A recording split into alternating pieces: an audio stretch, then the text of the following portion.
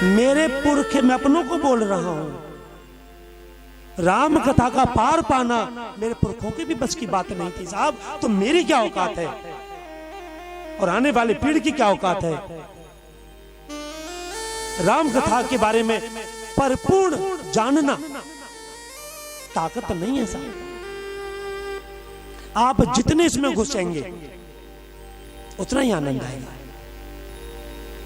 राम नाम है अपरम पारा, चारों वेदन जाहे पुकारा। श्री राम जय राम जय जय राम, श्री राम जय राम जय जय राम।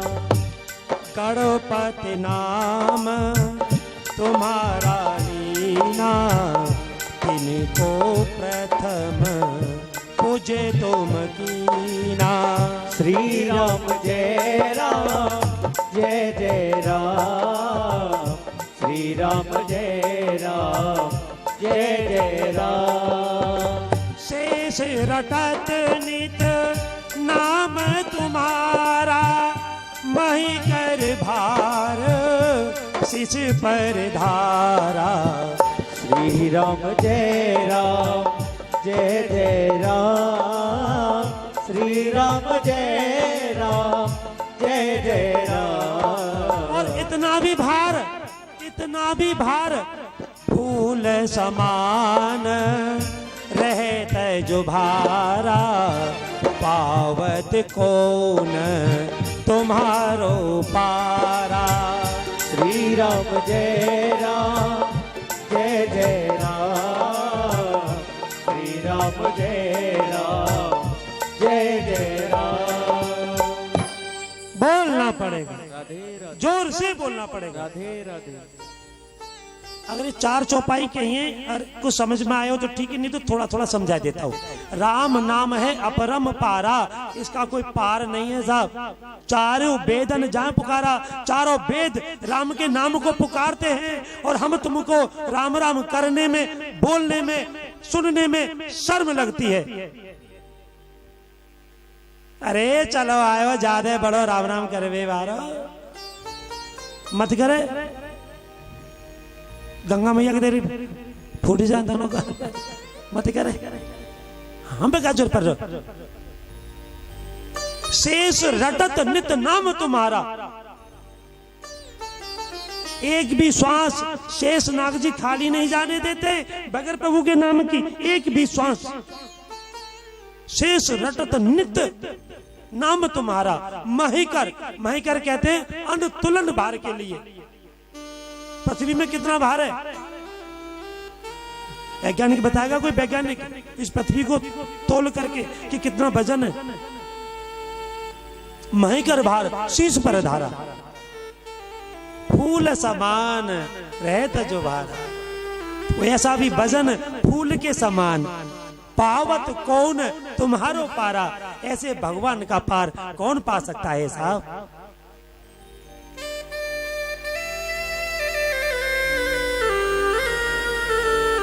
भैया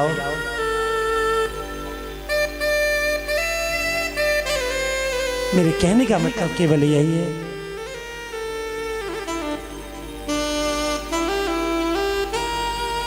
भगवान वनवास होता है। हाँ एक चीज और बता देता हूं, जिस समय सीता जी की विदाई हुई उसमें विदेहराज बहुत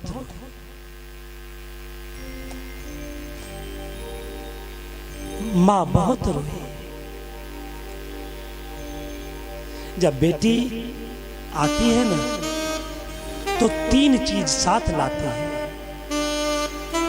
और जब जाती है तो तीन चीजों को साथ ले जाती है।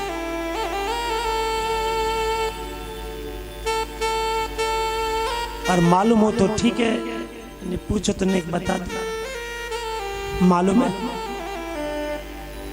तीन चीज साथ लाती है और तीन ही साथ ले जाती है। लक्ष्मी, बेटी का बाप कितना भी गरीब हो, वो रो करके, पांव छू करके, किसी से मांग करके कर्ज ले आता है और बेटी का विवाह संस्कार करता है। या धनाढ्य हो, जो भी हो, बेटी का विवाह करता है लक्ष्मी के साथ। ताकत, जब बेटी का विवाह संस्कार होता है ना, चाहे भले पिता को 4 दिन भूखे निकल जाए, वो दौड़ता रहता है, भागता रहता है। सुनो भैया, हमारी बेटी की शादी है, सुनो भैया, हमारी बेटी की शादी है, वो तारीख फाइनल हो गई है, आप सबको आना है। सामान की जुटता करता है सब।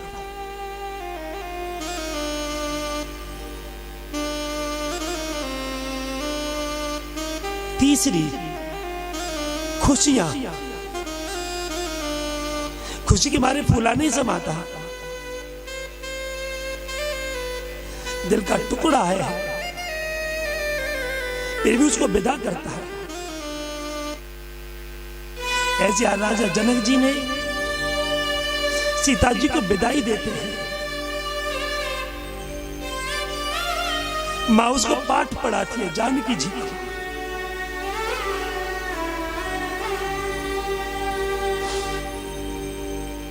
हे जानकी,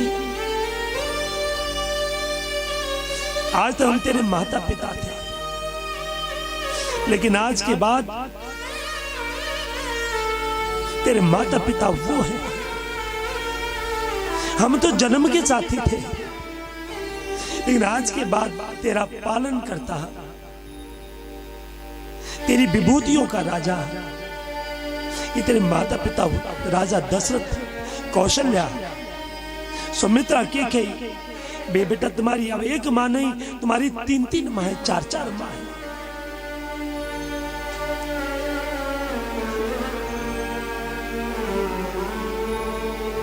जब बेटी विदा होती है ना, सब कुछ लुटा देता है, सब कुछ लुटाता है। एक रात के लिए मेला लगता है,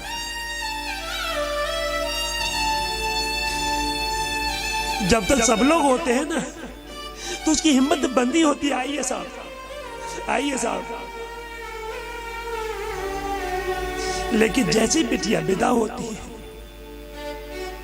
उसकी खुशियां काफूर हो जाती है, शरीर में ताकत नहीं रहती। अंत में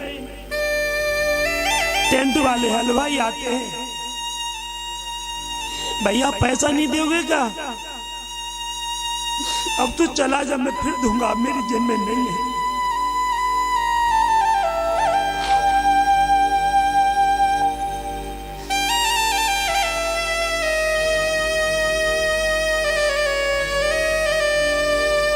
चीज बेटी लाती है और तीनों चीजों को अंत में विदाई के समय ले जाती है।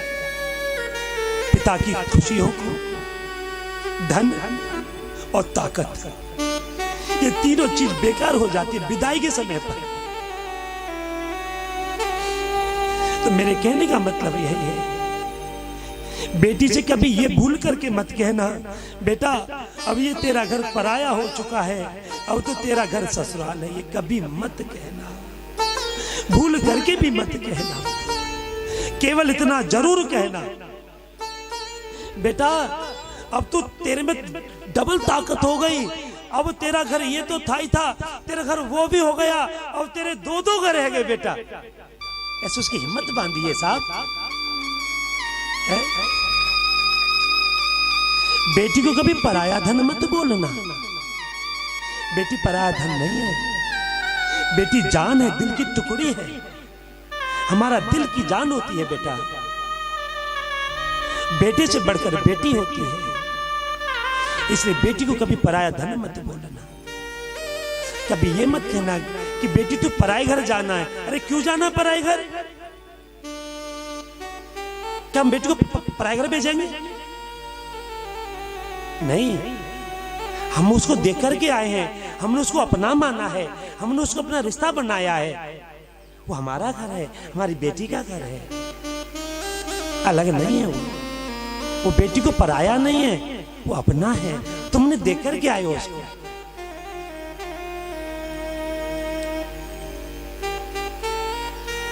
भैया सीता जी ससुराल आती है, खुशियां होती है, वनगमन होता है, माता अनुसुईया से शिक्षा लेते हैं, अत्रि मुनि के आश्रम पहुंचते हैं और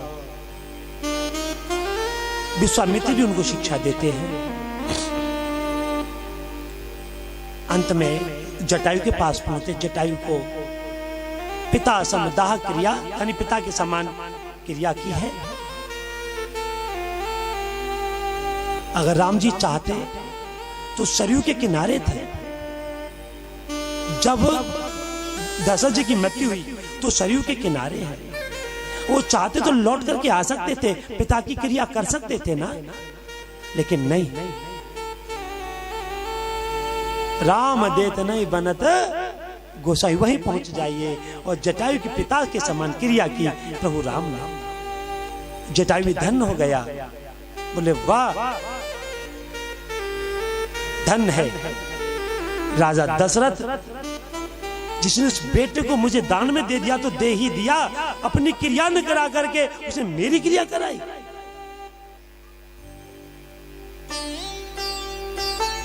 और चौपाई में तो लिखा है, रघुकुल रीति सदा चले आई, प्राण जाऊं बरो बचन न जाई।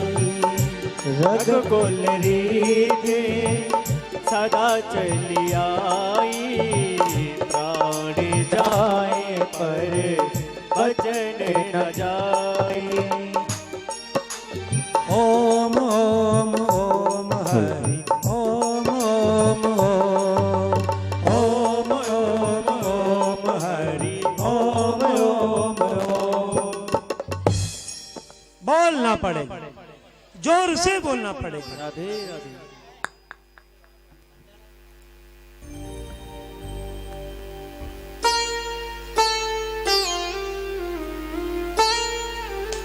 आज प्रभु राम जी वनगमन करते हुए लंका पहुंचते हैं। रावण युद्ध होता है। कुछ लोग कहते हैं कि रावण सीता को पत्नी बनाना चाहता था, तो वो ऐसे शब्द कहने वाले या सुनने वाले वो श्रवण कर लें, सुने नहीं श्रवण कर लें। जहां तक मेरी आवाज पहुंच रही हो वो श्रवण करें, सुने नहीं, सुनते तो बहुत हैं। जब लंका में रावण जाते हैं, अशोक वाटिका में रावण जाते हैं, तो क्या कहते हैं? मन ही मन मातु कीन प्रणामा। है? क्या कर रहे हैं? मन ही मन मातु कीन प्रणामा, प्रणाम करते मां कह करके उसके बाद अशोक वाटिका में प्रवेश करते हैं रावण। और दुष्ट लोग बताते हैं कि रावण पत्नी बनाना चाहता था। ध्यान दे दीजिए, रामायण पढ़ना आसान है, चौपाई पढ़ना तो आसान है, उसको समझना कठिन है।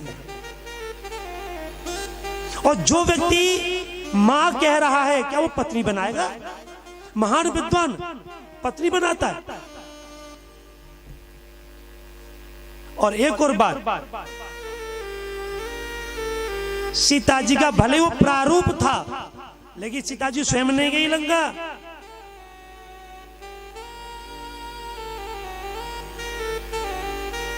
ये बात अयोध्या की है। चलो थोड़ा सा सुनाई देता हूं, उसके बाद कृष्ण जन्म की कथा आएगी। जब रावण अयोध्या में भोजन करने के लिए आए, तो मां, ये नेत्रों में बात हो रही है सीता जी की और रावण की। ये भी कथा बहुत बड़ी है, ज्यादा नहीं सुना पाऊंगा, थोड़ी सी बता देता हूं। तो रावण ने कहा माँ अशोक वाटिका कब आएगी? अरे बिना बुलाए, अरे बिना बुलाए। रावण ये मैं तुझसे वादा करता हूं, तू जिस दिन मुझे बुलाने आएगा उस दिन मैं तेरे घर आऊंगा। तो यहां से भी शिक्षा ले लीजिए, जब हम कोई भी कार्य कर रहे होते हैं और माँ हमसे यदि अलग रहती है तो माँ के पास सूचना नहीं पहुंचानी चाहिए। हेलो मॉम, मॉम आ जाना, मोमबत्ती, मॉम, डैड, समझ गए ना?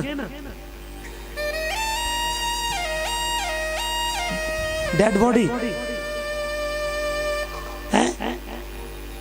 और तुलसीदास जी क्या लिखते रामायण में? प्रातः काल उठे के रघुनाथा, मात पिता गुरु नावै माता।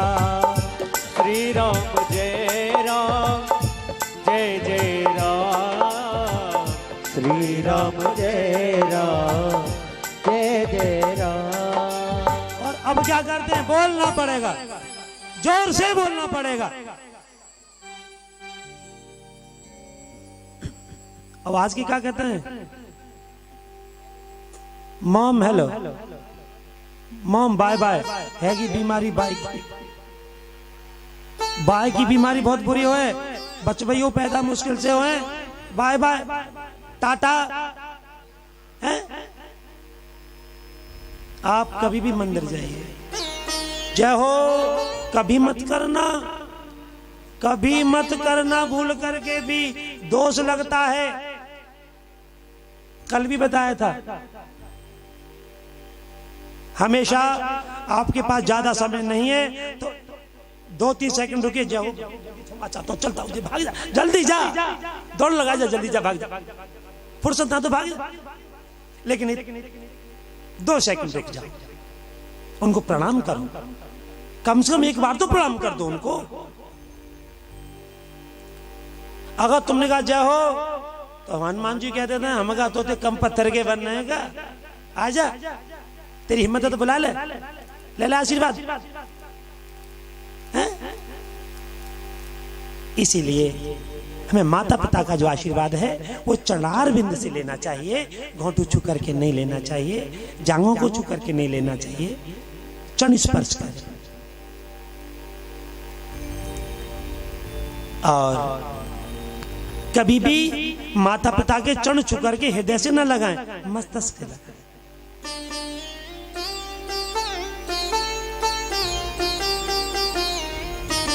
अब तो यही में खुश रह जाते, कोई कहा कोई घोंटू तोड़ दे, कोई घोंटू तोड़ दे, अरे ठीक है ठीक है ठीक है ठीक है, वो आशीर्वाद ना दे तो या देता है?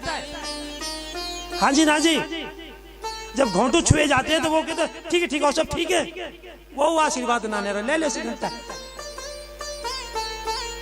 और पांव छुओगे तो खुश रहो, भगवान तो बना रखे, आजमाने इस बात को।